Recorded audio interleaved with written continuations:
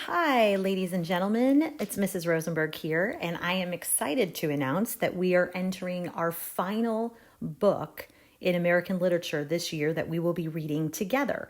And this book is actually not a novel, but a play, in fact. And of course, your drama teacher here is excited about it. It is called The Crucible by Arthur Miller. I really like the drama in this particular piece. Now, there are some essential questions for the play that I want you to consider as we get into the reading of the play. Again, remember that this is in fact a play, not it's not a novel of sorts. So you're going to have to read a little bit differently than you're used to reading. So some of the questions that I want you to consider is, first of all, how does groupthink lead to hysteria within a society and prevent or obstruct the democratic process from occurring? And you might be thinking, I don't really understand what the word groupthink means or even hysteria. We're going to dive deeper into both of those concepts as we read this book so you can understand what is happening from these two types of philosophies or psychologies, really. What is the ideal purpose of law? And how does human depravity limit the process of justice within a society? And to what extent is one's own reputation and name worth fighting to protect? So these are all themes that we will be discussing as we read this play. Now, how are you going to respond to the reading of the play? Well, we're going to do some reading guides and discussion post, and we're actually going to be going back and forth between the two. So one time or section, you'll have a reading guide, and then another section that we'll read, you'll do a discussion post. So it'll depend on what daily assignment we do. We'll alternate between completing a reading guide, part 1 of Act 1, with posting to a discussion board on Google Classroom, part 2. Now, I'm going to cut in a minute to look at the actual reading guides because they're just a little bit different than what we've done in the past. So I'm going to go ahead and go to our reading observations. Now, you're not going to have this particular document on your attachment today, but you will be receiving them after you read your first section of The Crucible. So what you're going to do is you're going to, for each act, make a minimum of 4 observations with a minimum of 1 observation per category. And I'm going to clear that up in just a minute. So you'll have to make 4 observations, but you have to have 1 observation per category. An example from chapter 1 through 4 of the Scarlet Letter is what we're going to be looking at here, because in the Scarlet Letter, we also dealt with Puritans. And in this particular book of The Crucible, we're also dealing with Puritans. This is during the Salem witch trials, during a very tumultuous time in history when some extreme injustices occurred. And so we're going to look at the Puritans here. So what's going to happen is you're going to ask why or how questions in the questions section. So here's one: why doesn't Hawthorne name Hester sin, which she's receiving punishment for, until much later in the novel? So you'll ask a question, a why or how question, and then you're going to tell me where the source of the question. Why did you ask this question? So here, if you look, I noticed on page 43 that the character of Dinsdale mentions a misguidance, but doesn't name what Hester did. Also, the women who are looking on and gossiping never mention what she did wrong. So you're asking a question and you're kind of showing me where you find the source of that particular question and then answer it. The next section is going to be a visual or setting detail. Now remember, this in fact is a play. It is not a novel. So you're going to need to pay attention to where the play is taking place and what's around and what visual things are we seeing. So here is with the page number. Outside the prison, there are 2 types of plants, much overgrowth with burdock and pigweed and such unsightly vegetation. But on the other side of the portal and rooted at its threshold was a wild rosebush. And again, that is from the Scarlet Letter. But you see that I put that detail, that visual detail, and then I gave a page number for it. And then you're going to need to talk about why is this detail important, possible meaning or purpose. Okay, so this is the why, and here's your explanation. The next section you'll have to do on the discussion sheet is character details. Character details. What does the character say or do to reveal important reality about the character. And make sure, again, you do it with your page number. So you're going to actually use their words or actions. So here we have a quote. Chillingsworth says, "I seek no vengeance, plot no evil against thee. Between thee and me the scale hangs fairly balanced. But Hester, the man who has wronged us both, who is he?" And again, there is the page number. Then you're going to do what you normally do. You're going to analyze it and tell me, how does this detail reveal something about this character? Then the last section is thematic lines or passages. What other lines or parts of the text stand out because they show something about the themes of the story? And you might be thinking, well, Mrs. Rosenberg, what are the themes of the story? So if you look here at the essential questions, which I had at the beginning of the slides, these highlight a few of the different types of themes that we see in this particular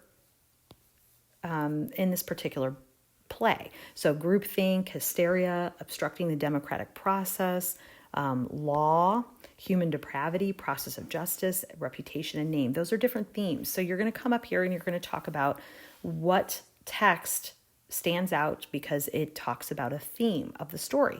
So here we have good Master Dimmesdale. He said, "The responsibility of the woman's soul lies greatly with you. It behooves you, therefore, to exhort to her repentance, to confession." So the theme here would be the responsibility of a woman's soul and the importance of confession. And so then you would analyze that. You explain it. How does it relate to the theme or the big idea? Okay, so let's go back to the slides.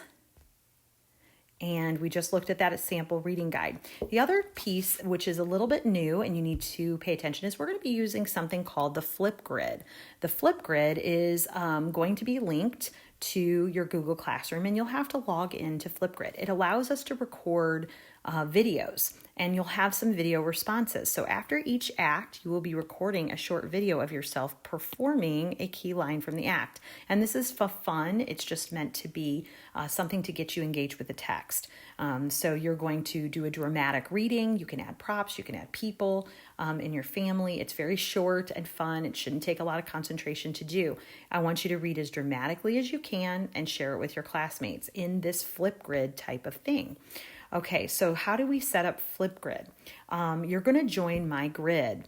And so what you'll do is on Google Classroom, you'll see a link and you're going to enter your flip code. The code is provided by your teacher to join the grid. Enter the code exactly how your teacher provides it. And if you have any issues with that, please contact me for assistance. To sign into the grid, you're going to have to use your school email. So that is whatever your school email is that has the student .wca.stl.org.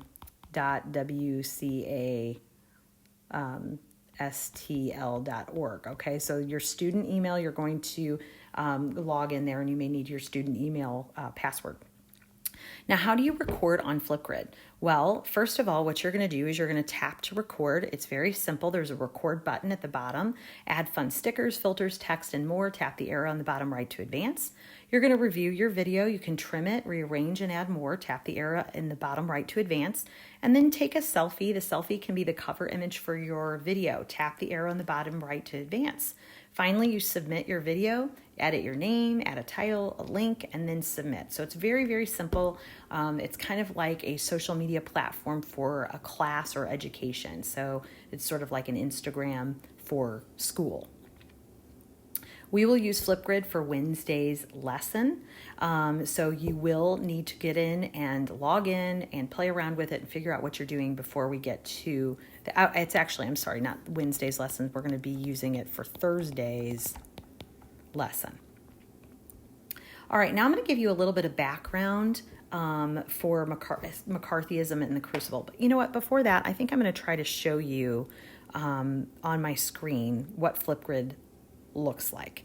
Okay, so I'm going to go here to my Flipgrid. So it kind of looks like this little plus sign. Okay, so I'm going to log into my Flipgrid. I already have grids for my drama classes. So here's what it looks like.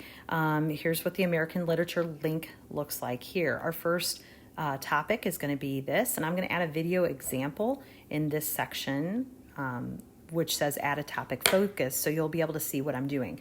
You're going to choose a line or passage from Act 1 of the Crucible, record yourself dramatically reading or performing the line, and you may include props or other people. Be creative, have fun. Your maximum recording can be 2 minutes, so plan ahead. So that's where you would record a response where you see that green plus sign. It says record a response. You'd press that and you would record it. You can do it on a phone, an iPad, or any computer that has an actual camera. Okay, let's get back to my slide. So we're going to look at McCarthyism and the Crucible.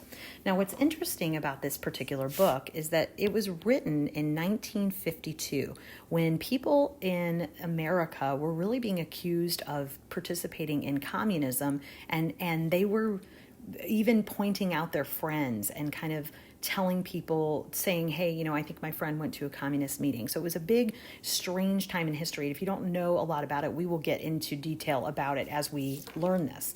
But the book is actually set in 1692, which is during the Puritan time of the Salem witch trials. So we're going to see parallels between this 1952 communism situation with the 1692 time where the people were being tried for being witches. Now, in order to get the background on the Crucible, I'm going to have you do 3 things here. First, you're going to read the short article, which is attached in Google Classroom, called McCarthyism and the Crucible, attached as a PDF. And you're not going to need to write anything about it. You simply need to read it and consider it so that you have the background that we need. Then you're going to watch the 5 short videos. There are actually 5 of them. Here, let me erase this. I don't know what I'm doing, like a kindergartner.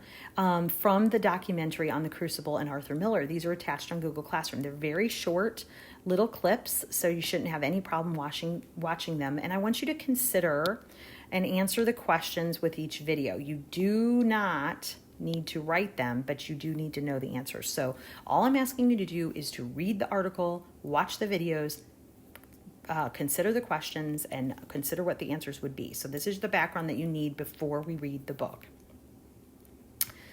Okay, so in video part 1, by 1947, why was there so much fear of communism in America and among Americans? So I want you to consider that question. What was going on in America that was causing so much fear? As you watch video part number 2, what did Elia Kazan do that became unforgivable to many of his colleagues? So what was going on here that was so unacceptable socially? In part 3, what motivated the author, Arthur Miller, to write The Crucible in the first place? What was the motivation? In video part 4, how was The Crucible received when it first premiered in 1953, and why? Okay, why? How did the people receive it? And then part 5, what were the lasting impacts of the witch hunt in Hollywood in the 40s and 50s? Okay, so we're talking about the witch hunt in the 40s and 50s, which is people being found out to be part of communism. So what were some of the lasting impacts? Now, I provide PDFs of the play. If you want to use a hard copy, you'll have to acquire one on your own. Otherwise, you will have the attached PDFs that you can use.